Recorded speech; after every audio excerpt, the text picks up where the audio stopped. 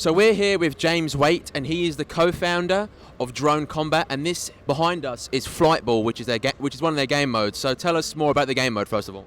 Yeah, this is effectively aerial football for drones. It's kind of like Rocket League, but for real. So we've got a helium-filled ball that sort of bounces around like it was on another planet. And the idea is very simply to hit it very hard with a drone and drive it into your sort of opponent's back net. Teams of 5? Teams of 5 is how we set it, but it'll work well for 4, depending on the size of the arena, really. And we've been really lucky here because it goes all the way up. Yeah. So we were privileged enough to see the first ever Premier launch game, because this is the first time they've actually opened this up and let people play. So we just watched the first game. It was very crazy. The maddest thing, I think, was there was the marshals that were looking after the drones, because obviously drones go upside down and crash and get stuck. And yeah, they were getting pummeled from time to time, and it was really entertaining. So tell me, how did you start this?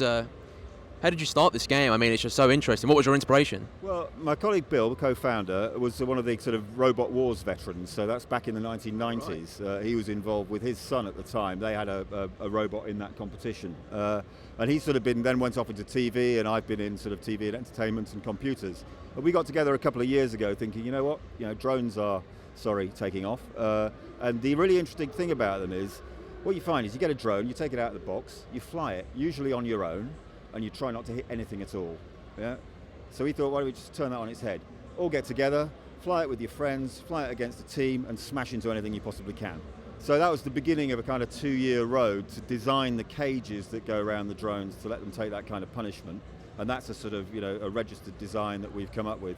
How well it withstands the competition, we'll find out.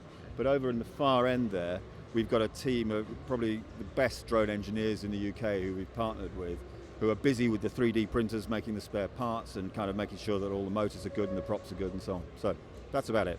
Yeah, sounds like we've got it all sorted out. So hopefully we'll get a chance to play. What are you looking forward to experiencing, Gio? Well, I'm kind of looking forward to even trying to fly a drone. I've never done it before, so I feel like everybody else is going to be, doing all these aerobatics while I'm just trying to figure out how to go up. But I don't know, is it an easy thing to get into? Do you know what? I'll say this, I'm not going to put a number on it, but anyone of a certain generation who's grown up with sort of joysticks tends to get it really quickly. People with sort of grey hair like me, it takes us a little longer. I kind of reverse it out of the garage very slowly and think I've done well. But no, I mean, the main thing, of course, is don't oversteer. These are incredibly sensitive things, and and it's like flying an airplane. So if you start it rolling, it just keeps on rolling. So you've got to correct it and so on. So what most people tend to do is go, oh, right, up, left, up, down, and so on, and then you see the consequences. But after a little while, you get good. Yeah. Oh, you get good, yeah. I'm not sure I'm going to be part of that. One thing I have to ask is, you've got this massive kind of arena here. So you say you like the idea of people playing with their friends and stuff, but obviously the average kind of back garden isn't really this. So do you see kind of a future where this becomes almost an e-sport or some kind of like team game where people can actually play it competitively? Well, we've got a number of ideas. I mean, we want to keep an element of it always in the real world. Yeah. So the first thing we're going to do is we're going to take this on tour. So we're going to go to all kinds of games and festivals and events and basically drum up the best we can of sort of interested groups of people who want to form teams and get really good. We then kind of try to ally it with the FAI, which is the Aeronautical Sports Federation, who run a drone racing league, and have a companion league with them, and then next year run a world championship. So there's that sort of festival thing, but to get everybody playing it, we want to basically make these drones really affordable, a couple of £100, provide netting or rent netting, and allow people to rig it up in gyms and all that sort of thing, school halls or whatever around the country. Has to be indoors because of the wind. Yeah, that's a good point. I was going to say, I look forward to the day where kids are going to school and they come home from their PE lesson, they're like, I flew a drone today and our team won. But so as for the future of it, that's kind of where you see this going. Well, that's for the sort of real world part of it, and of course, we recognise too that, or we have experience. You'll see we've got a film crew here. I mean, it makes great television. So because you've got point of view cameras in the drones, and you can cut away. Oh, there's cameras in the drones. Sure, yeah.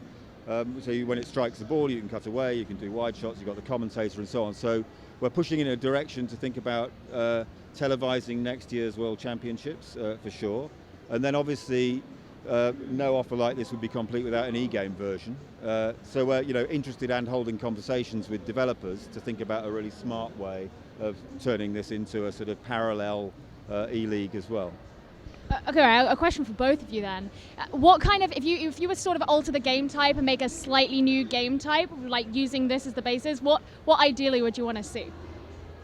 Well, I mean, I'm really interested in keeping this as open source as possible. So what we're going to do is all the CAD designs for the joins in the real world stuff we're going to make available and encourage a sort of development community to modify them to improve the quality of the frame or its sort of its playability. And the same thing then online. The obvious parallel would be that then you can build a sort of trading system and marketplace for developed parts. But what I'm really keen to do, and I'm just sort of finding my way in this, is not to make it something that you can just buy your way to expertise.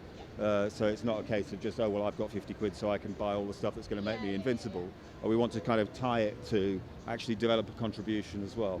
So that's the direction I want to take it. How innovative that is, given everything else that's here, I wouldn't say, I wouldn't sort of make too many claims for it. But we're hoping that allied with the real world version, it's going to make quite a sort of convincing game.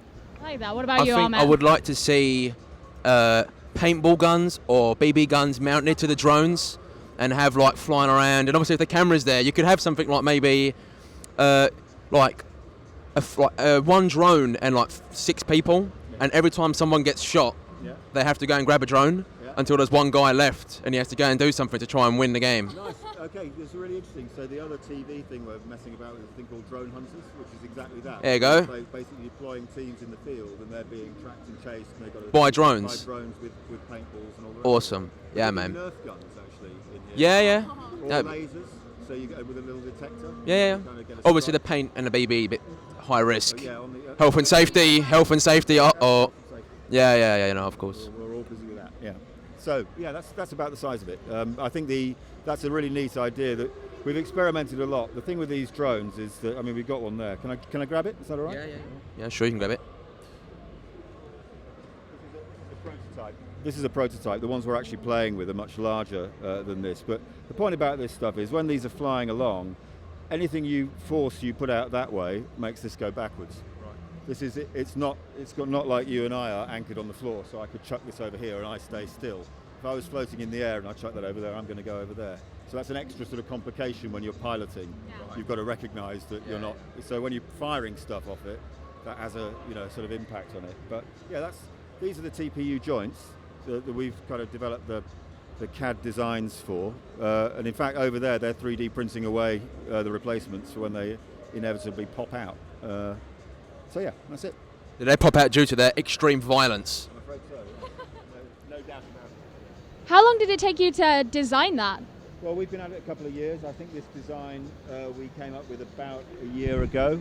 We've been through a few iterations, as you can imagine. We started out with sort of plastic biscuit tins, but they just smashed every time they took a hit. Then we went to sort of metal shopping baskets, sort of chicken wire frames, which were great but dangerous. And a bit heavy, so the batteries ran out. So we've come up with this. This is TPU plastic and these carbon fibre rods, and that so far is the combination we're working with. Nice. Thank you very much for talking to us, James. I wish you the best of luck, and I'm very looking forward to having a go. Maybe on the same team as G. I don't know what our arrangement's going to be. We'll see. We'll see. Maybe I'll be teammates. Yeah, it could be war. We'll see. But thank you very much. Well, thank you very much for chatting with me, and Joe, good luck. Yeah? Thank you very much.